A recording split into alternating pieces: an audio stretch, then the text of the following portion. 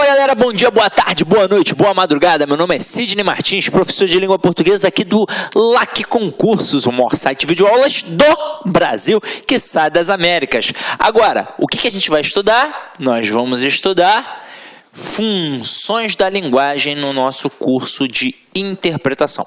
E aqui é o seguinte, nós vamos trabalhar, na verdade, todos os elementos pertinentes ao ato de comunicação e entender como esses elementos têm funções definidas dentro da linguagem, ok? Então vamos lá.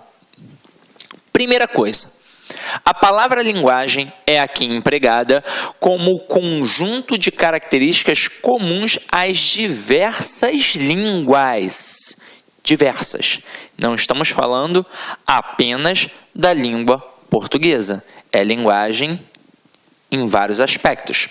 Tomaremos aqui, para estudar suas funções, a análise tradicional estabelecida por Jacobson, que se fundamenta no esquema da comunicação explicitado no esquema a seguir, este aqui. E aí vamos lá. Esse esquema é o esquema definido pelo Jacobson.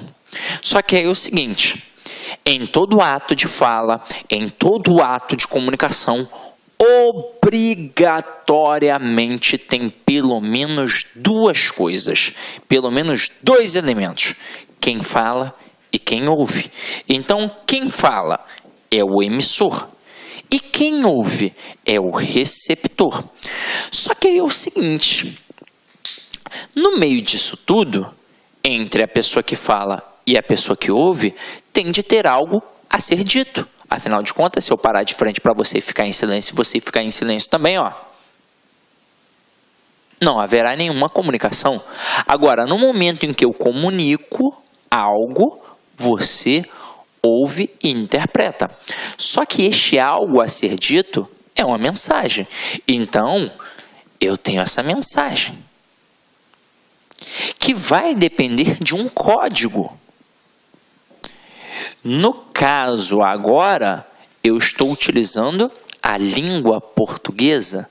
Eu estou falando português. Se eu estivesse aqui falando inglês, o código seria inglês. Se estivesse falando francês, seria francês. E por aí vai. Então, a mensagem é aquilo que está sendo realmente dito. Tem o código, que é a língua portuguesa. E tem o canal. Opa!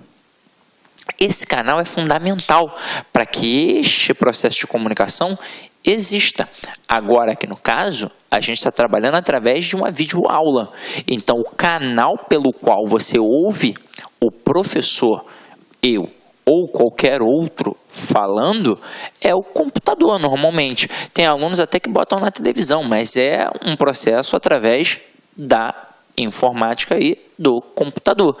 Agora, poderia ser um telefone, poderia ser uma carta, poderia ser simplesmente uma conversa frente a frente. E aí, neste momento, o que seria o canal? Seria o próprio ar, em que faria o som se propagar. Até mesmo porque só se propaga quando tem o ar. Porque se não tiver no vácuo, o som não se propaga. Essa é a verdade. Agora, tem um contexto, tem um referente. E aí, esta intencionalidade discursiva é que tem a ver com o contexto. Porque uma coisa é o só falar, outra coisa é a intenção do falar. E aí a gente trabalha em cima do contexto. Em que situação nós estamos conversando? É um professor conversando com um aluno sobre uma prova? É um professor conversando com outro professor? É um aluno conversando com outro aluno? Tudo tem de ser levado em consideração. É o marido conversando com a esposa? É o pai conversando com o filho? E aí? Então, são em cima desses aspectos que nós vamos trabalhar, ok? Agora, vamos analisar todos esses elementos que a gente acabou de apresentar nesse quadrinho básico aqui. Vamos lá. Nós temos emissor, receptor, mensagem, código, referente, canal. O que seria o emissor? Como eu já disse, é aquele que emite, é aquele que codifica a mensagem.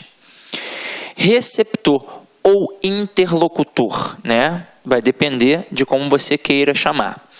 É aquele que recebe, é aquele que decodifica a imagem, ou seja, que interpreta. Mensagem, conteúdo transmitido pelo emissor. Código, conjunto de signos usado na transmissão e recepção da mensagem. É o código. No caso, aqui, ao falar, o código linguístico. Mas poderia ser um código em braille, poderia ser um código não verbal, poderia ser, sei lá, aquele código Morse, que eu não faço a mínima ideia como é que era. Alguém entendeu? Agora, referente ao contexto relacionado ao emissor e receptor, vamos levar em consideração qual é o aspecto, em que situação eles estão. E o canal, meio pelo qual circula a mensagem, tá? Isso tem que ficar bem claro. Agora a gente vai perceber como cada um destes elementos influencia realmente na linguagem e quais têm ênfase em determinados tipos de textos, tá? Até mesmo porque um texto não é puro. Ele não precisa ter obrigatoriamente só um elemento. Ele, na verdade, acaba tendo vários elementos. Vamos ver como é que isso funciona. Ó. A cada um desses elementos presentes no esquema da comunicação se relaciona a uma função específica da linguagem. Então, esses elementos eles têm funções. E são essas funções que nós vamos estudar agora. Primeira função é a função emotiva ou expressiva, centralizada no emissor, ou seja, na pessoa que fala, numa expressão pessoal sobre o que é enunciado. Suas marcas típicas no discurso são a presença da primeira pessoa, pronomes pessoais, verbos e pronomes possessivos, exclamações, interjeições e modalizações. Mas o principal elemento, sem sombra de dúvida, é a presença da primeira pessoa. Quando você começa a observar dentro de um texto, independentemente de que tipo de texto ou que tipo de gênero você encontra, você tem lá o tempo todo eu, creio, faço. O tempo todo o camarada falando em primeira pessoa, você pode ter certeza, ali você tem a função da linguagem emotiva, que é centrada no eu, é centrada no emissor. É o chamado eu lírico do poema. Quem fala, tranquilo? Agora, letra B. A gente tem a função conativa ou apelativa, centralizada no receptor, ou seja, no outro, em quem vai ouvir, em quem vai interpretar aquela mensagem, com a finalidade de obter da pessoa a quem se dirige o texto um comportamento adequado ao que lhe é dito. Suas marcas linguísticas são a presença da segunda pessoa, pronomes pessoais, possessivos e verbos, e o imperativo e o vocativo. Principalmente isso daqui, ó, galera. Imperativo e vocativo. A gente encontra muito a linguagem, né, a função conativa nos textos publicitários, nas propagandas, em outdoors. Quando a gente coloca que esta função é centrada no receptor e espera-se dele alguma coisa, é porque, na verdade, a gente está fazendo uma propaganda com um público-alvo bem específico. E é por isso que a gente tem um vocativo. O público-alvo é bem definido, é bem estruturado. Eu sei se eu quero falar para a criança, se eu quero falar para o jovem, se eu quero falar para o adulto, se eu quero falar para o idoso. Eu sei para que tipo de público eu quero falar. Agora, se eu espero que ele tenha um determinado comportamento, eu vou ter um imperativo. E em cima desse imperativo, eu faço com que ele, por exemplo, adquira o meu produto, já que normalmente é muito do texto publicitário. Então, Coca-Cola, tá lá a imagenzinha da Coca-Cola no outdoor. Geralmente uma pessoa bebendo, ou aquele ursão da Coca-Cola que aparece no Natal. E tem lá, ó, beba Coca-Cola.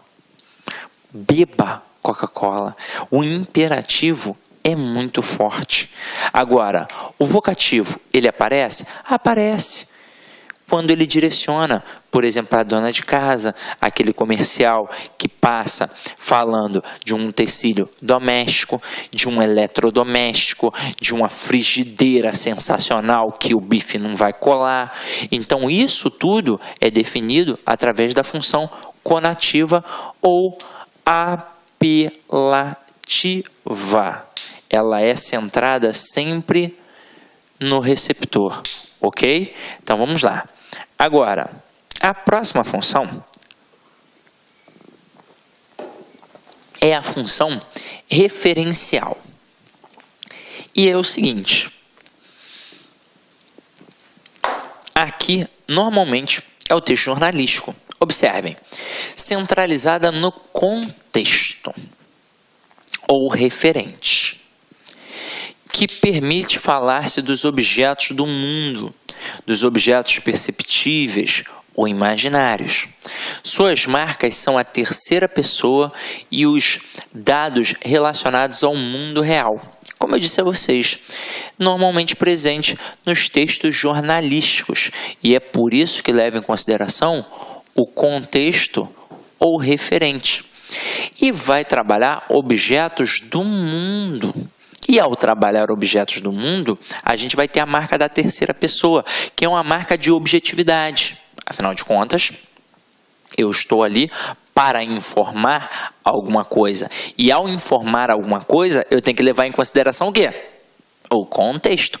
Eu estou falando para quem é aquela mensagem? Eu estou falando para o aficionado por futebol, de um jogo de Flamengo e Corinthians, por exemplo, ou eu estou falando para alguém que vai viajar, para alguém que quer passar suas férias em Porto de Galinhas? Não sei. Então é isso que a função referencial leva em consideração. O contexto. Estou falando para quem? Agora, eu estou falando alguma coisa. E isso é uma informação a ser dada, e esta informação, geralmente nos textos jornalísticos muito presentes, a gente chama de função referencial, ok? Agora, existe também a função poética. O que é a função poética? É aquela centralizada na mensagem, referindo-se a um mundo novo. Olha só a diferença. Na função referencial, a gente trabalha coisas do mundo. Aqui é um mundo novo, aquele que normalmente a gente não tem um contato de forma tão precisa e objetiva, criado pela linguagem. É a função predominante nas obras literárias, ainda que não seja exclusivo delas. Agora eu vou fazer um adendo importante. É muito comum alunos no curso presencial e principalmente mais jovens confundirem função emotiva com função poética. Porque aí o cara pensa assim: isso está me emocionando, então é função emotiva. E não é. Você percebeu que a função emotiva é aquela centrada no eu. Agora, pode ser que ela apresente vestígios de emoção, vestígios emotivos, como a gente percebeu que através da função emotiva também tem outras marcas, como por exemplo as exclamações, as modalizações, beleza. Só que aí tem a questão da predominância e tem a questão daquilo que aparece. É óbvio que pode aparecer uma função emotiva num texto, mas o seu fator mais primordial é a função da primeira pessoa, é o eu. Agora, qual é o fator primordial da função poética? É o brincar com as palavras, é brincar com aquela estrutura. Tem uma música do Lulu Santos, né, como A Onda no Mar. Se fosse, por exemplo, um poeta, ele é um poeta, é claro, né? Assim como muitos músicos são poetas. Se fosse para apresentar um texto assim, apenas como poema, e não como uma música que vai num cartaz, num CD, alguma coisa assim desse tipo, né? Nem se fala mais CD, né? A galera usa DVD, hoje tem o iTunes, né? Sei lá, eu não ligo muito para isso, não. Então vamos lá, sou da época do vinil. Aí ele vai brincar. Se é como uma onda no mar, ele vai pegar aquele texto e vai fazer assim, ó, como se ele apresentasse através da estrutura de uma onda. E é muito utilizado nas obras literárias e nos poemas porque tem essa brincadeira, principalmente naqueles textos concretivos. Então, quando o camarada brinca com a palavra, faz em espiral, não sei o que, como uma onda e por aí vai, aquilo tudo é função poética. É o brincar com a estrutura das palavras, ok? Agora, próxima aí é a função. Olá, meus amigos, minhas amigas, sou o professor Luiz Antônio Carvalho e com muito prazer, muita satisfação, peço licença para vocês para explicar um pouquinho sobre o nosso grande curso do INSS 2018. Nós aqui da Lá Concursos, nós elaboramos um curso pré-edital do INSS com base no concurso anterior de 2016, onde nós aqui da Lá Concursos nós tivemos a oportunidade de aprovar dentro do número de vagas 204 alunos aqui da Lá Concurso. É isso mesmo, 204 alunos foram alunos aqui da Lá Concurso, um concurso esse que foi muito concorrido e nós conseguimos provar para a galera que é possível aprovar, desde que você siga as nossas orientações pedagógicas. Vocês viram aí a qualidade das nossas aulas, a qualidade do nosso professor. Então, eu quero fazer um convite para vocês. Nós aqui da Lá Concurso, nós temos aí turmas pré-edital do INSS, super atualizado, você tem direito aí a todas as atualizações do período, né? Nós temos aqui um prazo de acesso 180 dias, investimento melhor custo-benefício do mercado, 10 parcelas de R$ 35. Se o edital for publicado durante o prazo de acesso, você terá direito a todas as atualizações a custo zero. Isso é para você estudar o quê? Com planejamento, com antecedência e com foco. Somente quem estuda com antecedência, planejamento e foco são aqueles alunos que conseguem ter um resultado positivo, né? Além disso, nós temos um outro diferencial aqui na Lá Concurso, que é o projeto pedagógico. Para você enfrentar um concurso desse, para você ter um resultado positivo, você tem que estudar com personal coach, que é a nossa metodologia, que é personal significa pessoal e coach significa treinador. Então, aqui você vai ter um treinador pessoal de concurso. Bacana? Então, eu espero vocês neste curso aqui e faço um outro convite para vocês. Você quer saber tudo, gente, sobre o INSS? Nós temos aqui na Lá Concurso uma equipe de marketing que tem aí uma multifuncional, né, multiprofissionais aí que compõem essa nossa equipe de marketing. E se você quiser fazer parte da nossa lista de transmissão exclusiva do INSS, tá? É só você enviar um WhatsApp ou clicar aqui embaixo com 65999719373. Você vai ter todas as informações de primeira mão. O processo de autorização tramitou, houve autorização, aqui a portaria, seleção da banca, publicação digital, as inscrições, alterações, ou seja, todas as informações referentes ao INSS você vai ter. Você vai ter também dicas aí exclusivas e, claro, principalmente aí alguns exercícios do WhatsApp. Pode ficar tranquilo que nós não vamos encaminhar para vocês aí e lotar no seu WhatsApp, vai ser um veículo de comunicação e de interatividade aqui da LAC Concurso. Tá certo, meus amigos? Um forte abraço, espero vocês aqui na LAC. Fui, obrigado, tchau. Clique lá.